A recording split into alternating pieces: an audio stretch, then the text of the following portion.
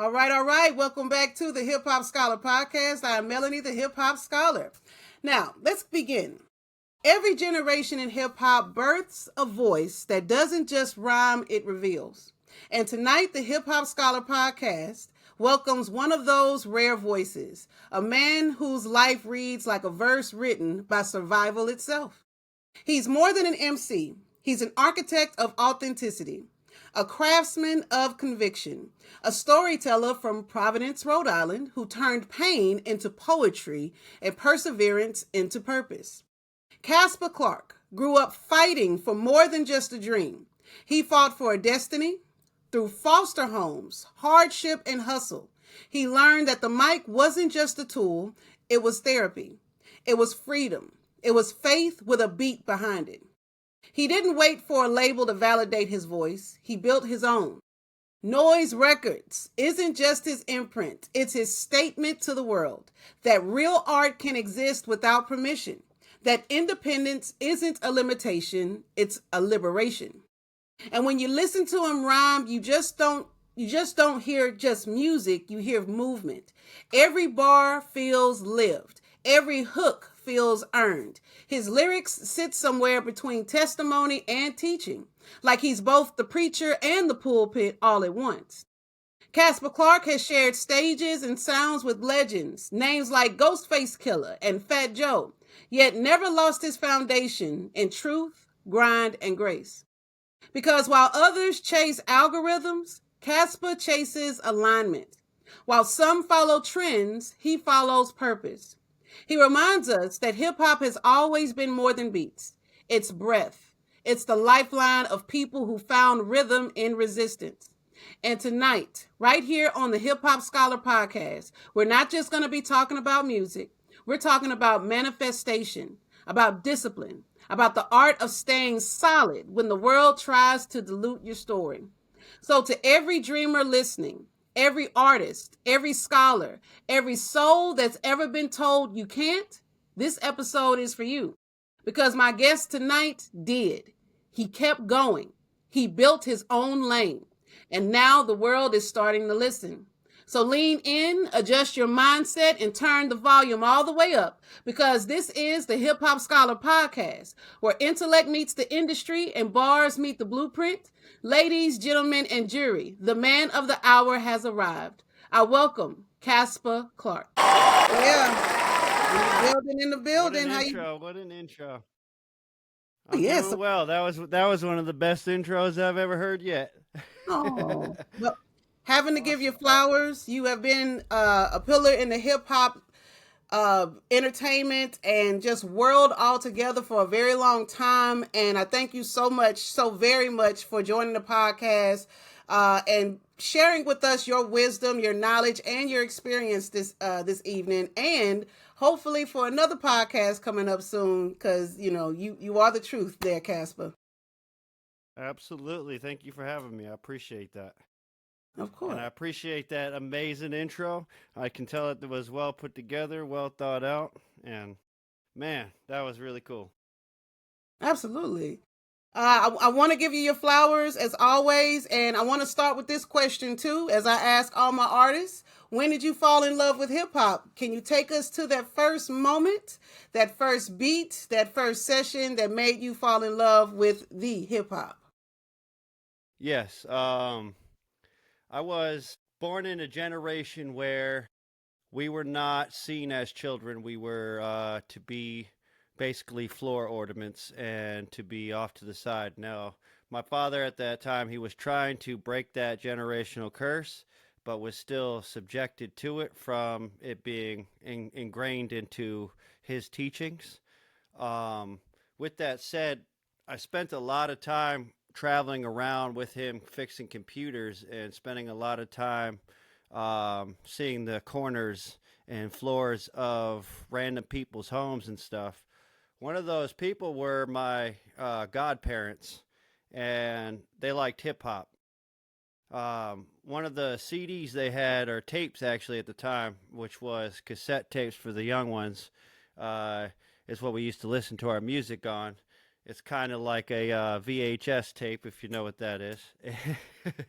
And I found a soundtrack to a movie called Bullworth. It had all kinds of ODB. It had Lauryn Hill. It had all the goods and greats on it. And I was a little klepto at the time, figuring myself out, making mistakes and learning from them. And I ended up taking that tape, and it became my soundtrack for the next like 3 years, skating around Dover, New Hampshire. Um, at the time, I was living in the woods. It became I instantly knew it was a part of me. It somehow found me. I didn't find hip hop. Um, then shortly after that, my mother attempted committing suicide twice because she was going through some serious mental health issues. We moved away from the woods and I moved into the hood. So it was a major culture shift for me, but luckily something that had kind of brought me into the culture already was hip hop. And I already had related to that. So it wasn't like I was being thrown into something I didn't have any kind of knowledge about and didn't relate to whatsoever. So in that sense, yes, it saved my life. And that was basically the first opening to hip hop that I had, and it just kind of tumbled into my life and just became a major, major part of my life. That's right. That's a profound beginning. And a lot of us, especially when I've spoken to other guests, they've said, they can't remember life without hip hop. Like hip hop has always been there. I've always been friends with hip hop, as Lyrical was saying. And going from living in the woods to going into the hood, that's still in that poverty situation. I don't think you all were living in a lavish mansion while living in the woods. I think it was No. still a survival, right? And a navigation. And then that connectedness that you were able to use was having that cassette tape. And I appreciate you also because our listeners, they are being introduced to the old school. So the cassette tape, much like the VHS tape, and being able to hold on to that device, it was very different than being able to pick up a cell phone or go on a computer and press play and have the music. Yes. So that's that Bullworth soundtrack too. That's a real great one. They had a lot of, like you said, goods and greats on there as well. Now, Man, some of the best stuff. All I want to do is in my zoom, zoom, zoom. in a boom boom, just shake your rump. That's Yeah, right. Oh yeah, that's rump that's shaker. That was actually, I found out not too long ago that was Pharrell that did that beat. That was one yeah. of I found Pharrell's. that out too. I was Mhm. talking about it on a podcast, and I realized that I hadn't looked into it in a long time. So I just looked that up and found the same thing. I'm going, whoa! I haven't looked into that in a while. Right, right. And all those little gems and things, and to see the longevity of it, right? Where we can remember those moments and using hip hop as a time capsule and as that therapy to navigate, as you shared with your parents and having to, deal with a lot of traumas and situations. And again, that perseverance, hip hop is attributed to that perseverance as you not only use that for self, you use it as your independent hustle. You are the CEO of Noice Recordz. And that Noise takes vision. records, yes. I mean, in the building, that's right, Noice Recordz. And so, what's one of the biggest lessons that you've learned about ownership and integrity in this music industry, both as the independent artist and as the independent owner of your own label? One of the biggest lessons I've learned is to pace myself. I have a big expectation in an industry that is not giving. It's not really welcome to outsiders, and as of the past 10 years, it's geared towards a subject matter that I am not willing to glorify. So it's tough for a guy like myself, which is conscious about hip hop, and I want to teach people things, and I want to bring back the old school. The hip hop that you and I know was something that talked about things that nobody else talked about but wanted to speak about. Now it speaks about killing people, killing your brother, killing people, kill, kill, kill, murder, murder, murder. Do whatever the devil wants you to do type shit. That's right. I'm That's not down with that at all. it's not what our kids need to learn. It's not what I want to teach my grandchildren, and it's not what hip hop is formed about. So I've learned to be patient, and the tides will turn, and to allow this fuckery to happen now, but only now, and to gather myself while this fuckery is happening, because it's just a distraction, and while they're distracted, I'm building my own. That's right. Building it to last and to persevere, because the tide will have to change. When we started listening to hip hop, that was knowledge of self. You had Fight the Power, you had Self Destruction, you had just music about Brenda's Got a Baby, of the times and the issues that were truly going on, and being knowledgeable about it, and trying to seek education. You know, they were rocking the HBCU colleges kind of clothes as well. You know, even, you know, female MCs, they wore they wore clothes. You know, it wasn't about dancing or being provocative, which, you know, at the same time, you know, everybody has that ability to be free and do what they want. But I feel very blessed to have been raised by Queen Latifah and MC Light and Moni in the Middle, and, you know, Boss, and a lot of women that were fighting for a place in the microphone, a place in the cipher, and to have just a group of people that, in groups like Tribe Called Quest and De La Soul and so many others that really would talk about the rhythm and the rhymes and put their lyrics together. That's something now that we don't necessarily see. I mean, this rise of AI, right? And what I'm also noticing, with you brought up Virginia, that side, like Timberland. Timberland is trying to transition into this AI type of artist, and, you know, leveraging upcoming lyricists and using their music for this AI machine. What are your thoughts on that, Casper? How you feeling about that? Ooh, it's such a weird on the fence subject for me, because now I'm with evolving. I do understand that every time we evolve, there is gonna be resistance. There's gonna be uncomfort. There's gonna be that's what comes with evolving. That's what comes with growing as a society, as people.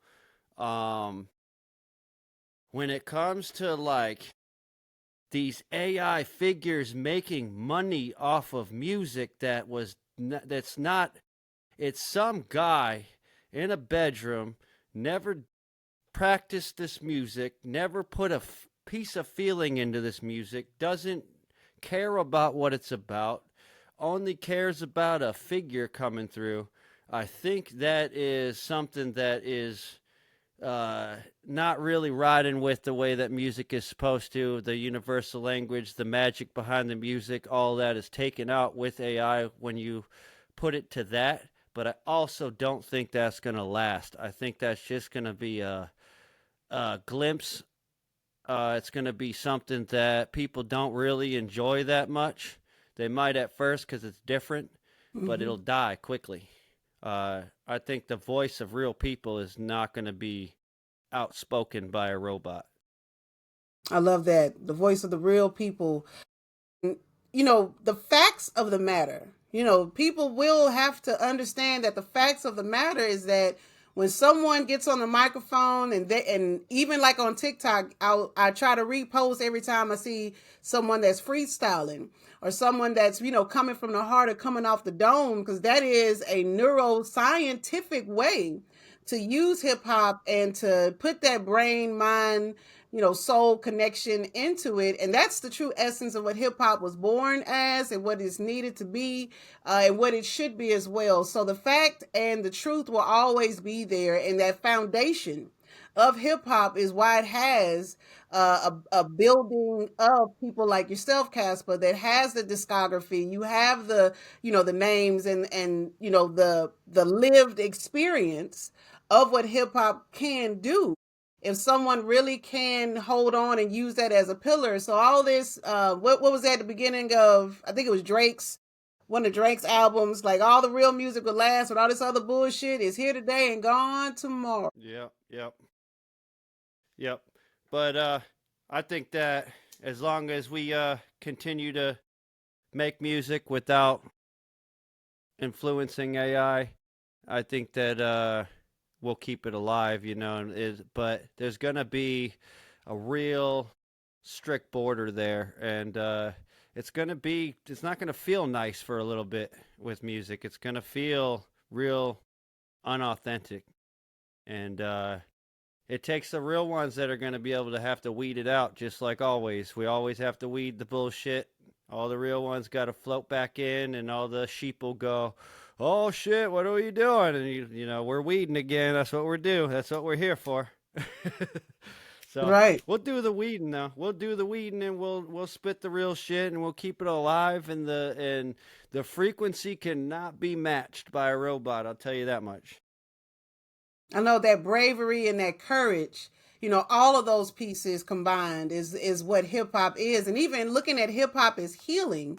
So thinking of your music, Caspa, your music often leans towards reflection as well as positivity, which stands out in this era of more like nihilism and heavy flexing. So talk to us about your writing process. How intentional are you about making music that heals more than just it being entertainment? So your process in creating your music. I realized I used to write a lot of stuff that I thought was cool when I was a teenager. I used to think it was cool to hang with gangbangers, cool to sell drugs, cool to do that shit. That's what was taught to me was the way to survive through the struggles of the hood, of just living in poverty, of such things. I found my way through that, and I wanted to speak that into an existence. I was always taught as well by everybody that I enjoyed hip hop with, luckily, that speaking truth in your lyrics is the only way to do it, or you're speaking black magic if you don't. So when I write something, I'm only writing what is being pushed through me through a higher power of sort. And I know that sounds a little cliche, but as an artist, I don't make this music. It's made through me. Everything I do is something pushing me to teach somebody a lesson that I can't speak through natural conversation because of a lack of vocabulary, a lack of education, a lack of certain things. But hip hop, I don't have a lack of education. I've been educating myself since I was 13 on. So I chose that as a lane to be able to do that, and I take it very seriously. It's a very personal thing. It's very selfish and selfless at the same time, because I want my kids and my grandkids and generations down the line to be able to have a book. And hip hop has taken our culture over, which is a beautiful thing. So here's a book to go off of. You can listen back. You can watch a visual video of me talking about it, and it shows the art form of it. It's a history book for my kids. It's a history book for my grandchildren to look upon, for me talking about the times and what we went through for them to have what they have. And it starts with telling the truth and being positive and pushing positivity and not negativity. Because the ones that are pushing the negativity, they're robots, they're puppets, and they're working for the government, and that's not hip hop. That's right. And I have a bit of your discography here from caspaclark.com/music, where there are some singles and some EPs that are here that not only that you are featured on, but you also have some notable names that are here as well. And this is not just music, but a time capsule that vault for the next generation, for them to learn from and grow from. And I love when you talked about that channeling of that energy. Like I can absolutely agree to that, where when you get into hip hop, and if you are a true artist, that's something that comes about from the soul, from the heart. That's just not something that you just write because, oh, it's just something I put together. No, it's truly something that is very spiritual. And I can dare say that hip hop is a ministry because it does bring that light. It enhances and emphasizes the need to remember, the need to be revived, and to emphasize even these song names, Savage Vibes, Breathe, being an outcast. And there's even more when it comes to your discography. And I want to encourage here at the Hip Hop Scholar family to join in this community that Caspa Clark is creating with his website, which I have here.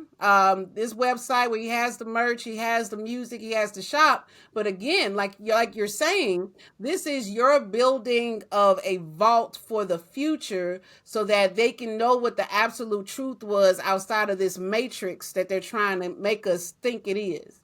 And I encourage you to not only to continue on, but to speak that truth and to be that truth. Because, I mean, it's absolutely true. When the realest MCs, when you talk about Wu-Tang, when you talk about Lauryn Hill, you know, it never was for the public, whatever they've done. The way that they presented themselves, the way that they put their rhymes on the page and in the mic, it was never for, oh, I want to be able to get more followers, so I need to look this type of way. It was always being true to self. Always being true to self. And that is the Wu-Tang absolute. made the songs that they wanted to hear. That's right. I'm sorry to cut you off, but I was going to No, say Wu-Tang made the songs they wanted to hear. They made the ones that didn't come through the radio, the things that they wanted to put into their own minds, and that's what I like to do too. If I have a song that I hear in my head and I want to be able to play that song, I can't go onto YouTube or any of these streaming services and find that song because it doesn't exist. I make it. right. Those unreleased. Like anytime I see like an unreleased Kendrick Lamar or something, my oldest son and I, we try to share that with each other. Like that's like always the dopest music ever because it wasn't built for it wasn't built for the entertainment like Ghostface Killer would say it was built for Cuban links. It was built for those that really know what's going on, keeping your ear to the ground and really wanting to hear something Or of built for substance. self. Yes. Yes. Building for self. Built for self, man. 'Cause would you write your journal for somebody else or would you write your journal for yourself? There you go. There you go. I mean, I'm not writing my journal for anybody else. This is my journal. You know what I mean? Mm-hmm. Mm-hmm. And that vulnerability that comes with that diary and that journal, and just like we were talking about earlier, that bravery to share that out, like your goal, as you were talking about, and I say the same thing, Casper. That's why I say you're my brother from another mother, because everything that I do is for my sons and my grandchildren and for the next generation. Like that is the absolute goal, Thank you. whether I get to see it or not, to create Thank you for that.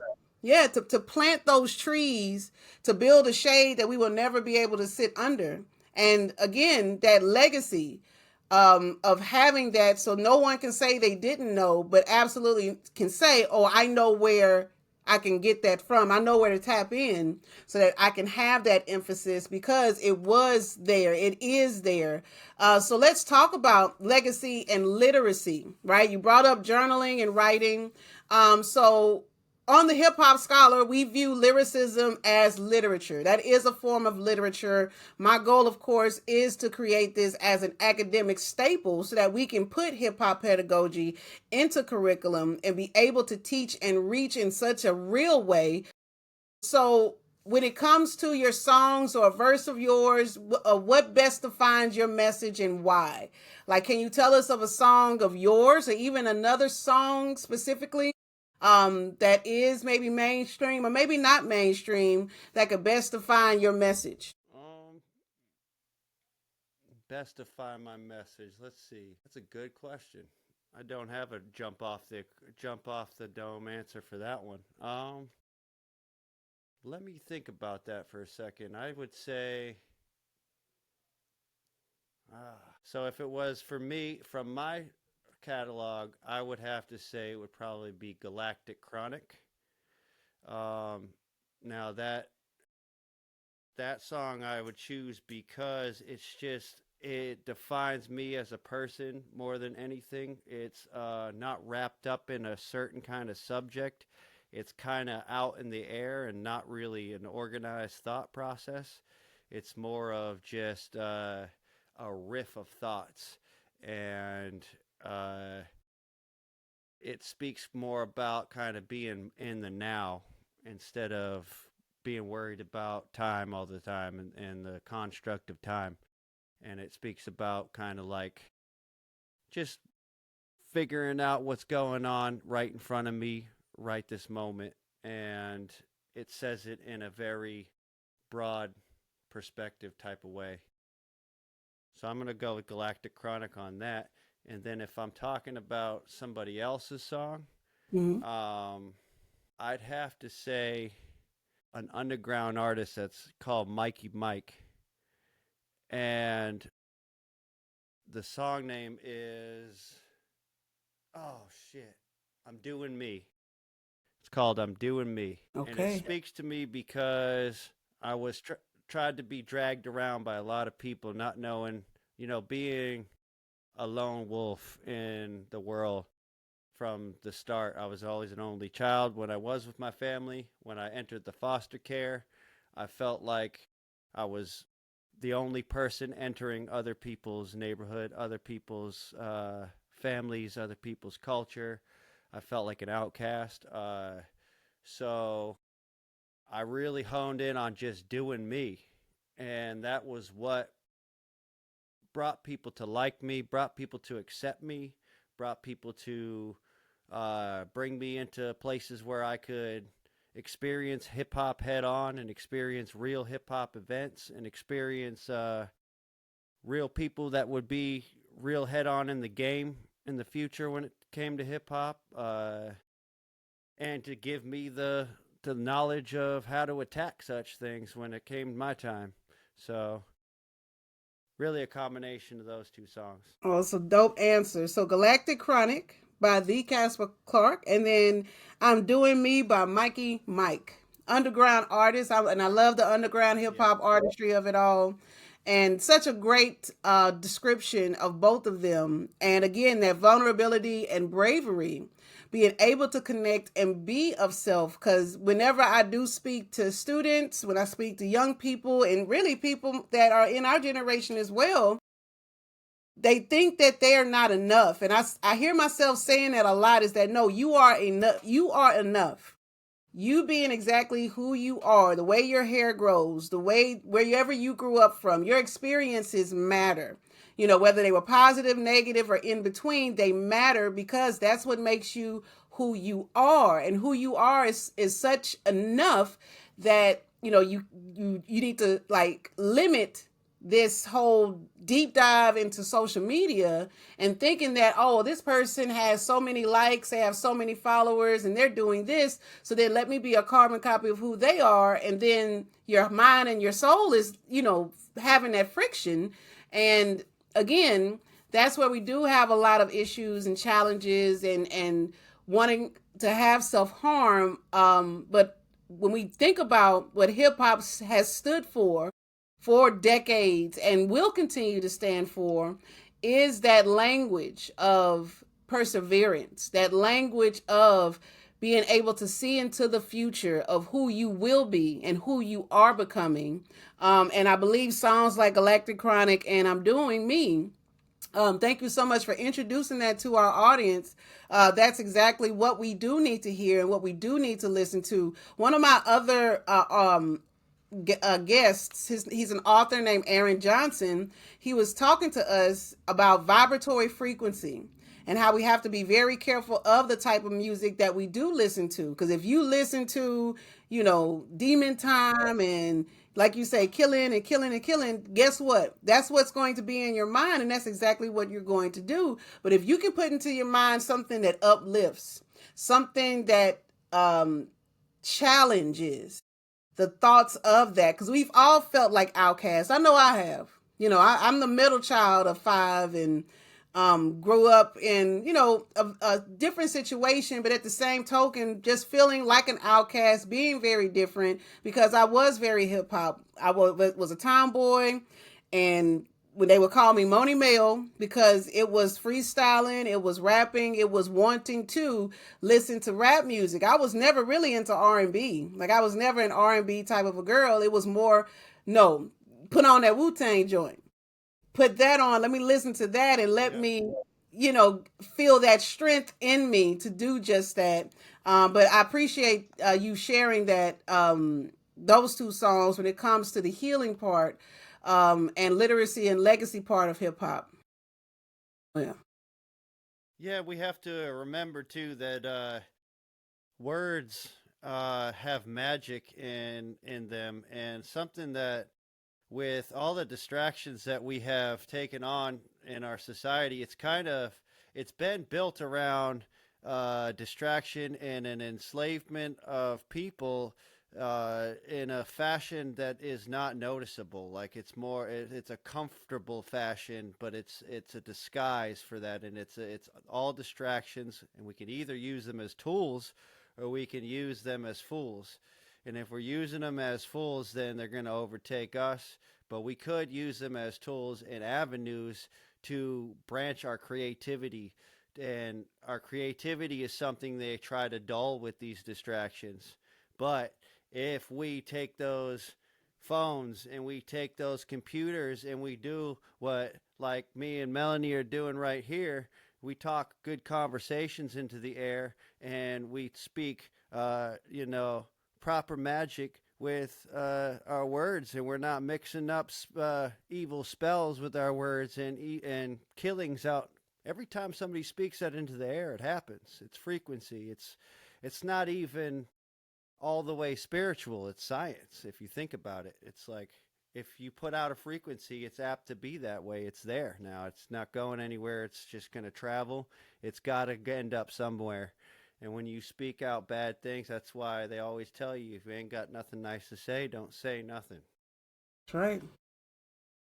That's right. And like you were saying too, a lot of artists that, were getting fame and earning fame, they end up losing their lives the exact same way that they have put into their lyrics. The exact same way.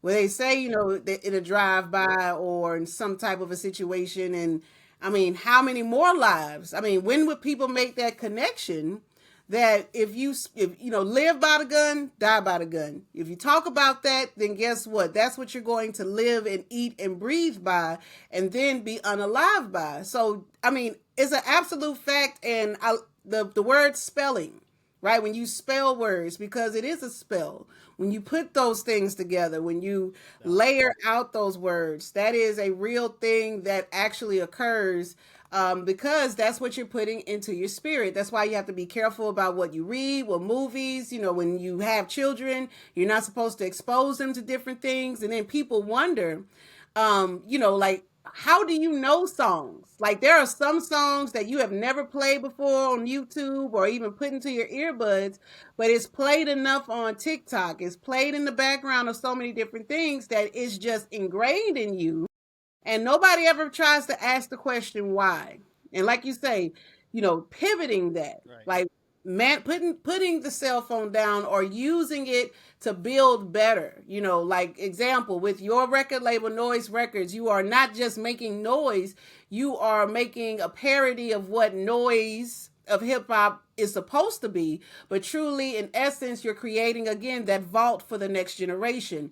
You are building better, you are making better, and making damn sure that nobody could ever say, well, I didn't know. Yeah, you knew. You absolutely knew. And on this Yeah, podcast you we did. get to get it out. Yeah. Oh yeah. I'm sorry, we have a lag, so when you speak, it's coming after about 2-3 seconds. But that's why it's lagging like that. Just wanted to tell you. No worries. No worries at all. If this is our conversation, so feel free to hop in and hop out.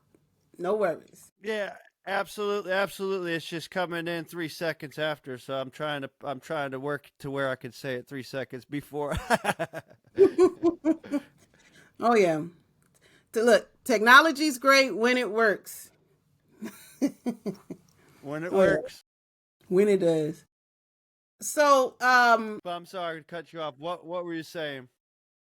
no, just about, pretty much repeating what we just talked about as far as like manifesting better with what we hear and what we say, and when we put those lyrics together, and when we are listening to lyrics, just that manifestation of music. That's essential. Just repeating that. Right, and everything that you put into the earth is gonna come back to you too. That's what goes around comes around. That's what the whole phrase has been. All the old cliche statements were not really cliche. They're just training us to think they're cliche and making it a cringy thing to think about because they're the truths.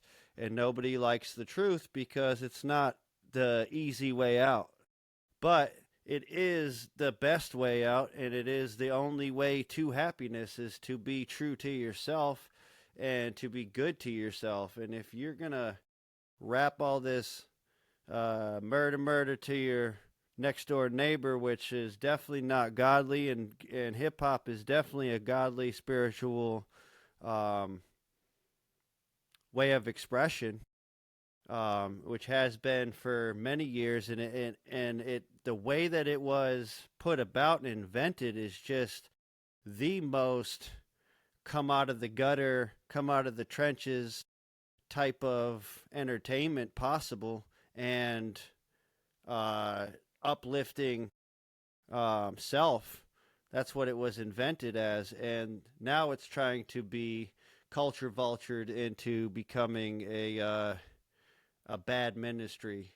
And I feel like as a community, as a hip hop community, we can really just take that back, and we could stop talking about murder. I mean, don't stop talking about murder because murder exists. It's a part of the story, but don't glorify it. Don't talk about how you're going out killing people. Don't, like, this is not where it's at.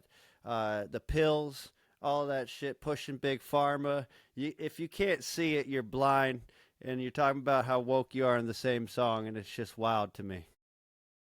And to add to that too, when I think about artists like Megan Thee Stallion, who has strong lyrical wordplay, like she is a true rapper and true hip hop artist, but then to look at her Instagram feed and I see her ass out, right? And that's what a lot of female artists are, like transitioning from being a stripper to being a stripper that raps, right? And I don't want that. That's not what I grew up seeing. Whether it's, drugs or violence or self-respect.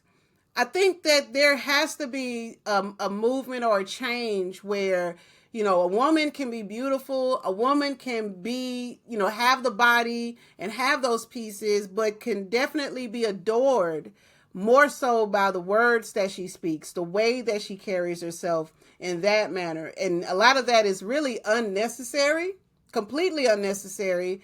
And it's unfortunate because I really feel very strongly. I can listen to Megan Thee Stallion CD and be like, man, wow, listen to that piece. I know exactly what she's talking about in the South Side, that part. But as soon as her Instagram pops up, she has a thong on. She got her ass out every single time. And it's unfortunate with that, but that's what is being taught to our children. My oldest son, he'll say that, him trying to get into a relationship, and he'll be like, Mom, it's hot girl summer.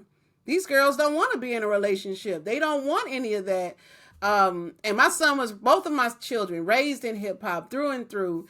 And, having that challenge of the balance of it and feeling like an outcast as well, but still making certain that you have yourself intact. You still got to love yourself regardless of what the world is going to do.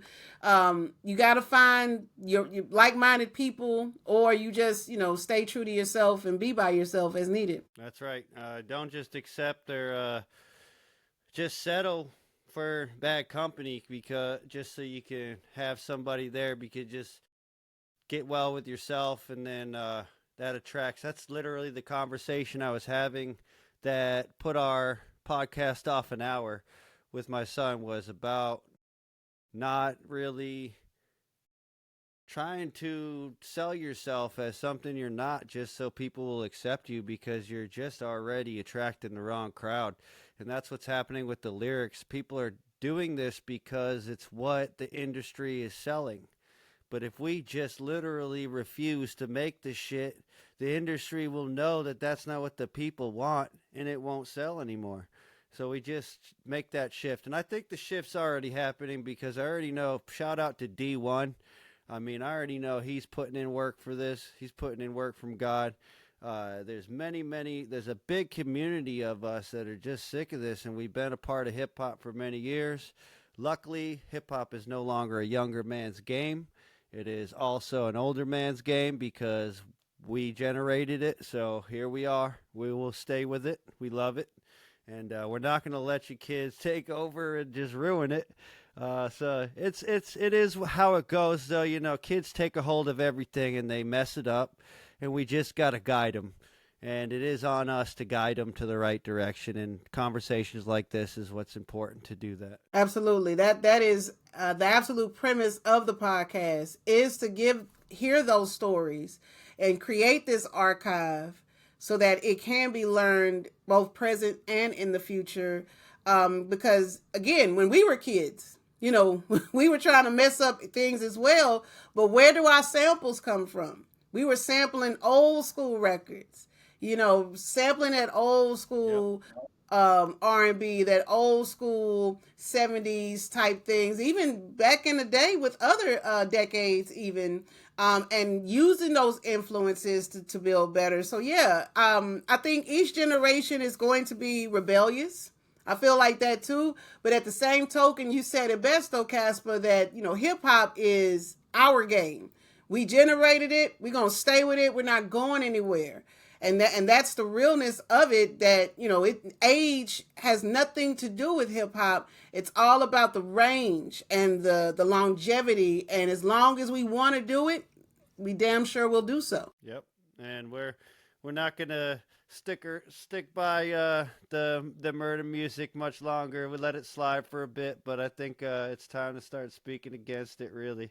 I'm glad that you wanted to stick to that point, because a lot of times I'm trying to touch point on this in a lot of podcasts, and I could see the shift over the conversation. So I'm glad you grabbed a hold of it and wanted to speak more on that topic, because it's an important one.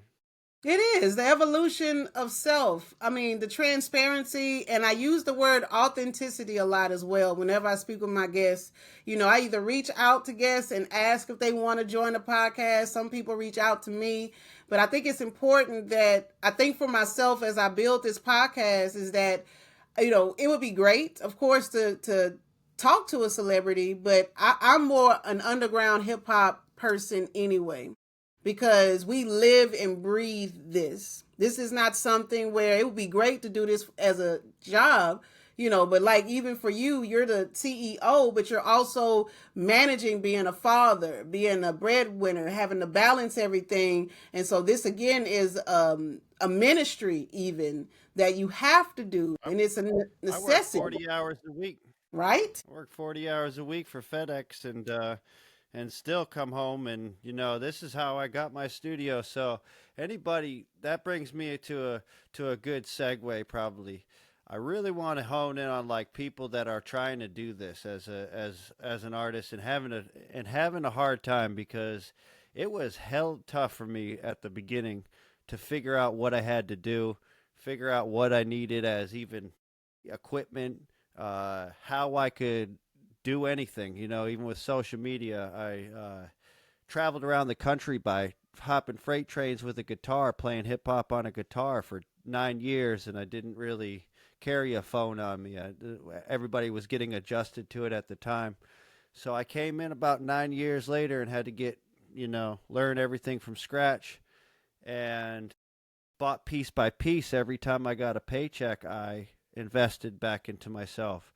I would buy a microphone, or I would buy a MIDI keyboard, or a mixer, or a camera, or something, and keep on buying beats. Every paycheck, something towards my dream, because if I'm not living my dream, I'm depressed, and that's what I think a lot of people are are carrying. That's why there's so much depression by everybody you speak to all the time, is because they're carrying this need to do their creative, to do their dream, to do something they love, to get this expression out that they have deeply, but they're stuck in this 9 to 5 that they don't like, that they hate, because they're not in the right position. But if you just invest in yourself, every time that you get that paycheck, you just put a little piece of it aside for yourself instead of going and buying a pack of beer or a pack of cigarettes, then you will eventually have your dream no matter what.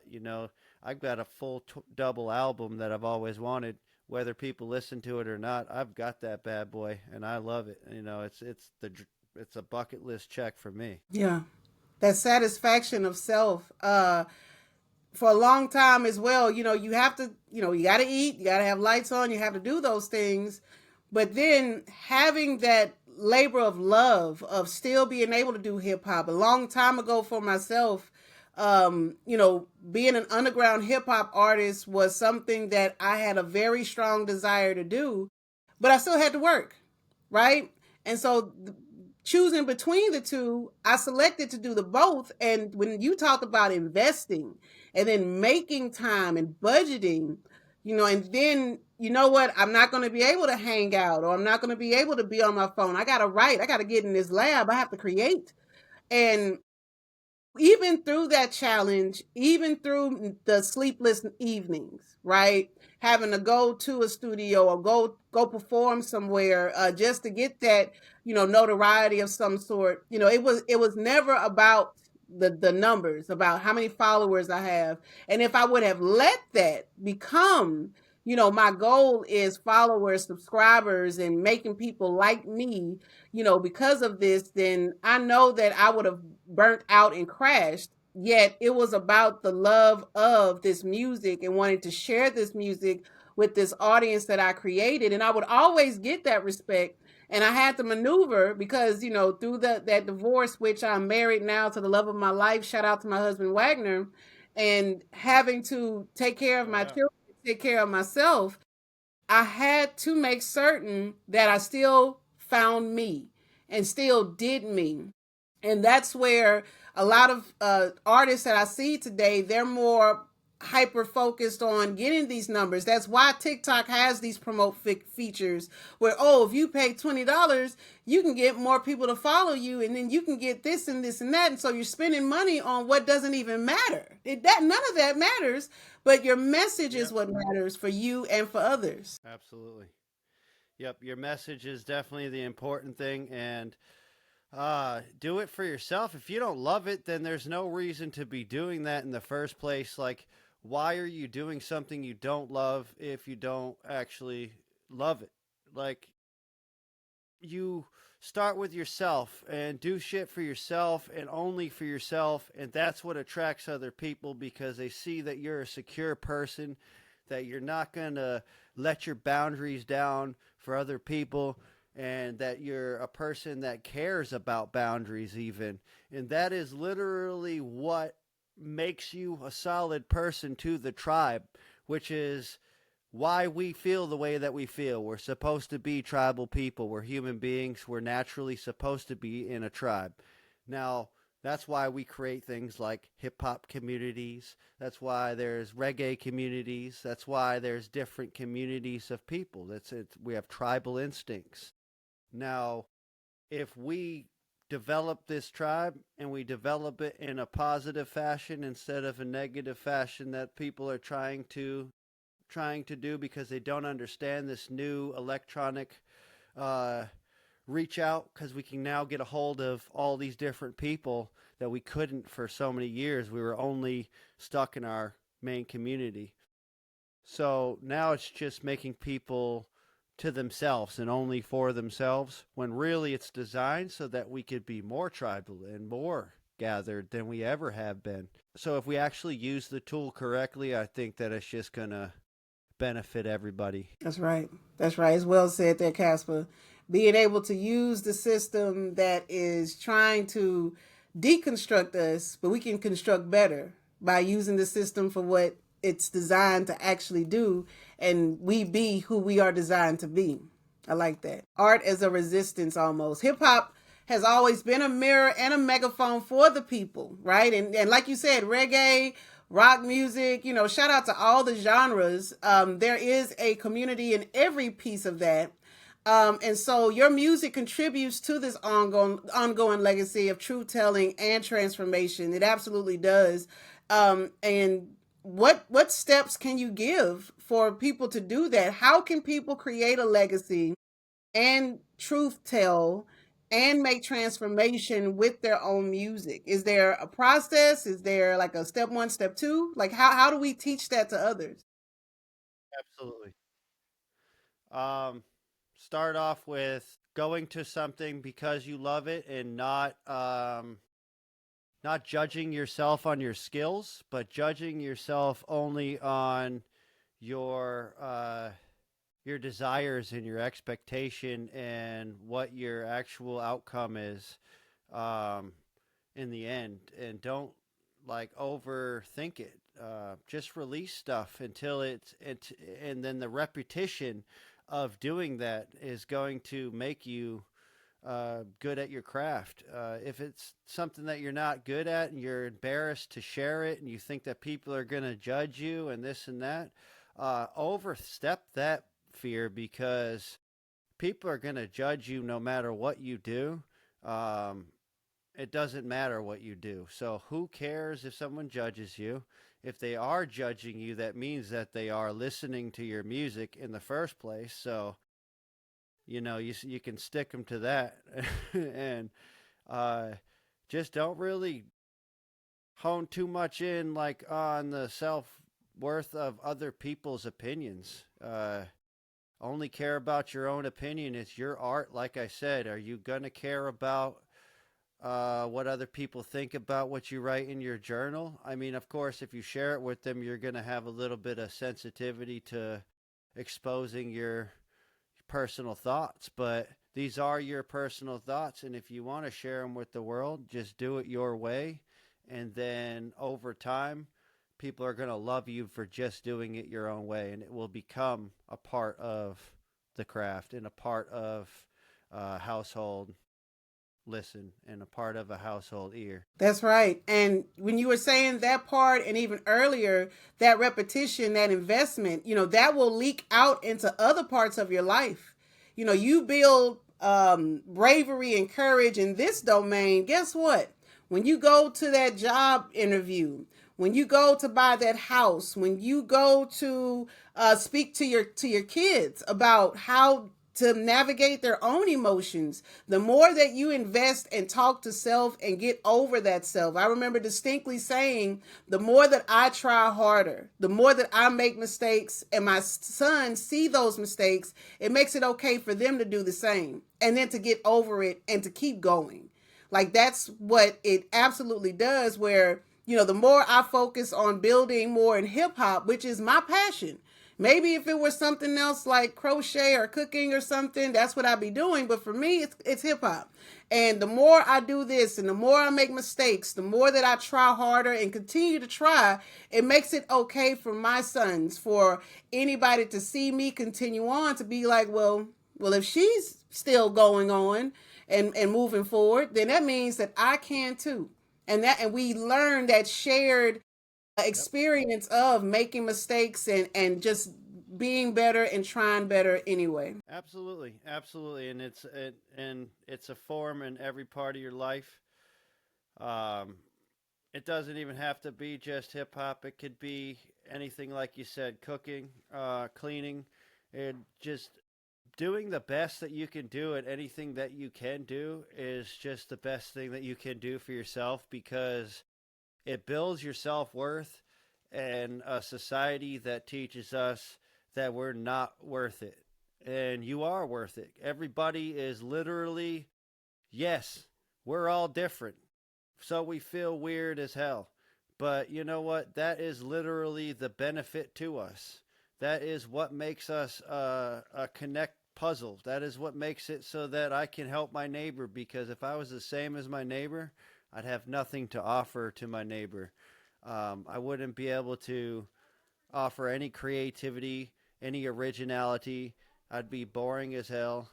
But because I'm me, authentically, that's who I'm able to be, and I'm able to share that with my neighbor, and that benefits them because it's something that they don't have the same as me. That's that tribal instinct too. We all can reach and share and be one by everyone being able to give something into this sphere. That's well said. I still have a couple of more questions. Like I could talk a long time with you, Casper. And I want to talk not just about your music, but also about, the future of it. So if I were to hand you a crystal ball and it shows you a moment 5 years from now, where is Caspa Clark standing and what song is playing in the background? Say Caspa Clark is standing in his new owned smaller studio than he wants, but it's a studio, not in his home anymore. And growing the music business at this point to where I'm financially stable enough to be able to leave the 9 to 5 backbreaking position that I carry and doing what I love for a living. And I'm standing there listening to my song and that I've produced, the latest one, making sure that it's ready for release, and thinking about the next steps to evolve to the bigger studio. There you go. And I hope you can hear that melody. And that's giving myself enough room to breathe.